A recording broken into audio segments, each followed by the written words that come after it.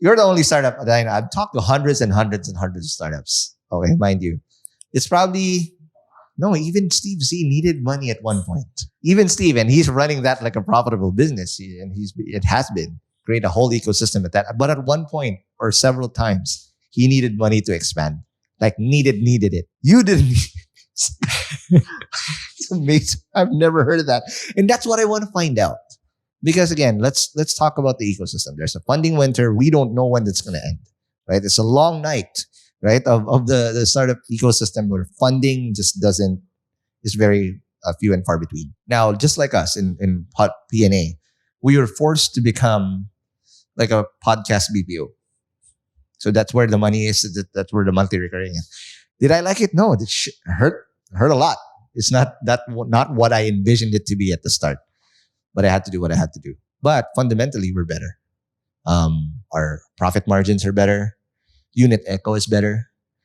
But again, I had to learn that the hard way while pivoting midway, not from the essence. It's so hard because now it's like creating or changing your core, understanding the business. It's creating a totally different business within another business. Not everybody makes it out. We're lucky we got to. But we still have an uptick. I'll reveal soon. But yeah, we're building on some other stuff as we went along. But the lessons were hard because the fundamentals were different. I'm a startup guy, Dick. I'm a grow guy.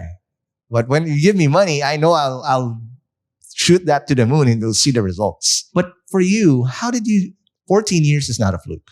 Because most startups don't even make it past year 3. If they make it past year 3, that's a big ass milestone, right? What were the fundamentals of how you ran the business from day 0 or day 1 that you still carry on today? Again, like Chinoy style of running a business. What is that? For those people that are now forced with that reality that, oh my God, I don't have runway.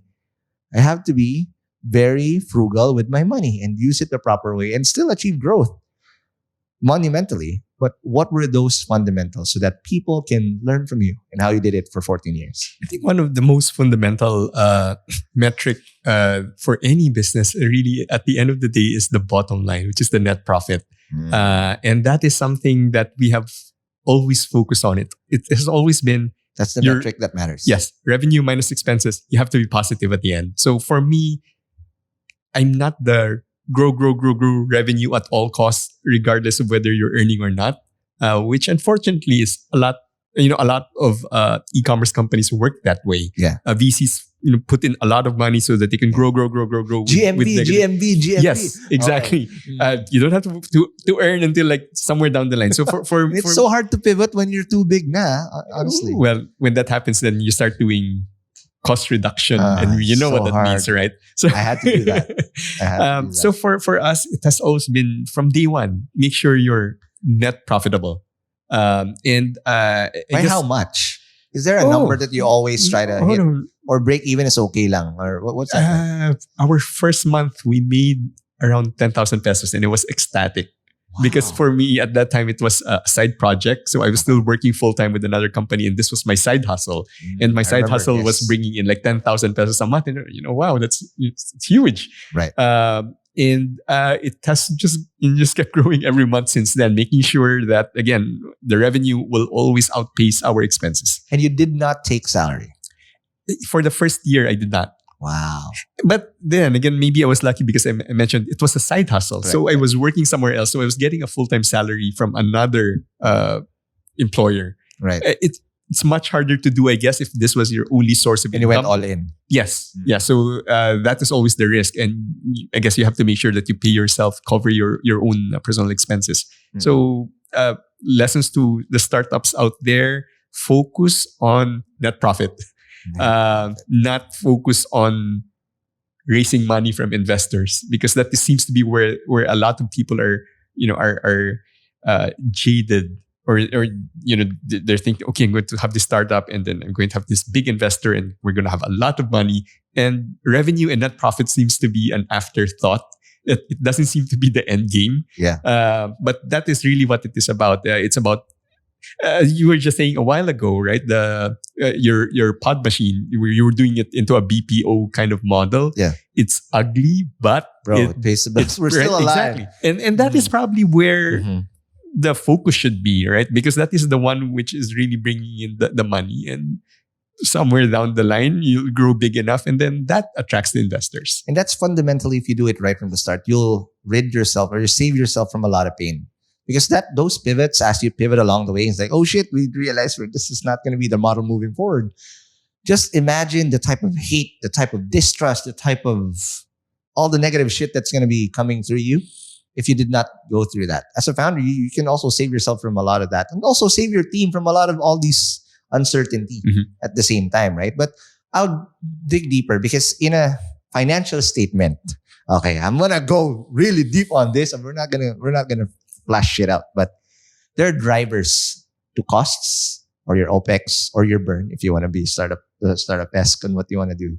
Costs to burn, that will be the main determinant of how much your net revenue or your profit would be, right? How do you make sure that you're growing your team incrementally? Because of course, correct me if I'm wrong, no employer would want to scrimp on their employee. In a best world, I would love to pay you what you're really worth if I had the money in my pocket, right? But our hands are tied. We can only do so much. We work for the best interest of the institution, even if you wanted to do it. And salaries are the main driver all the time. How do you make sure that those costs are held in check within your means only? And how do you increase them incrementally as you grow? Because there are months about that they'll go, oh my God, we did well. And then boom, holy God. And then it fluctuates. Or have you never seen that? Oh, no. Or it was like a straight line? Yes, in our case, luckily we did not have that roller coaster ride, which I know is very, very stressful for founders. You are rare. You are the real unicorn. Not even a rare unicorn. You're a dragon talaga. So yeah, starting from 10,000 pesos a month, just kept slowly. There was no seasonality or any wild fluctuation. Wow. But to your point, you mentioned that salary would probably be the biggest expense. I guess it would depend on the line of business you're in. Like you mentioned a while ago, Steve C. And I don't know enough about his business to understand why he needed more money at one point in time. But if I were to guess, it's because his line of business is really dealing with physical items, right? Yeah. He's moving physical items. So he would need some freaking hardware. Yes. Warehouse. He would need warehouse, huge inventory. So you need money to have inventory. Right. But in the case of Dragonpay, we were providing a service. Yeah. And whether we do 1,000 transactions in a month or 1,000,000 transactions in a month, our cost would roughly be the same.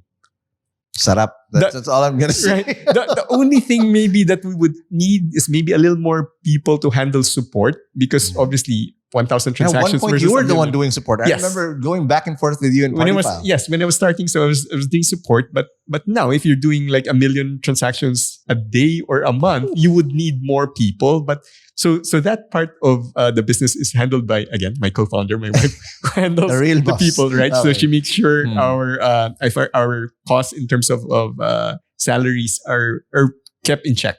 Okay. But I guess the other one that would tend to balloon costs are developers, especially if you're engaged in a type of business which are very geared toward high-tech stuff. So you make sure that you have to pay for the talent, right? Luckily, I guess, again, in our case, since we started out, I was the developer. And for the very longest time, I was the primary developer. So I didn't have to hire external talent at an exorbitant price.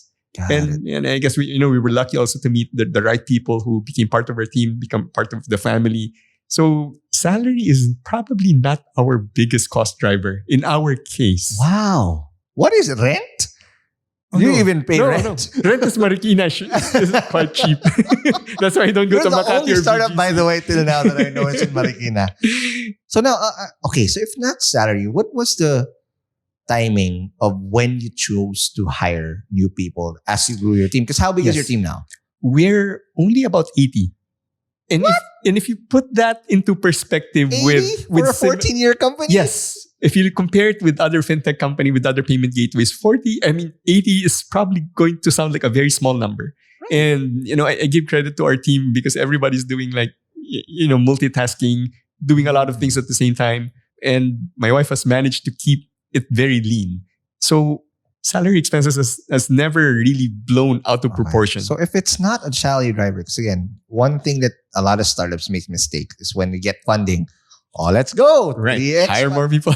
Hire people. All of a sudden, your burn is $1 million. Good luck. Right? So I think it's kind of a bit of a vicious cycle because when the investor give you that much money, they expect you. Right. You're not supposed to keep that money. You're supposed to burn it like crazy. How did you guys do it if you didn't need the money and you didn't want to spend on salary? Where did you spend the money on from Send It, from all these guys? It was just basically sitting in our bank account.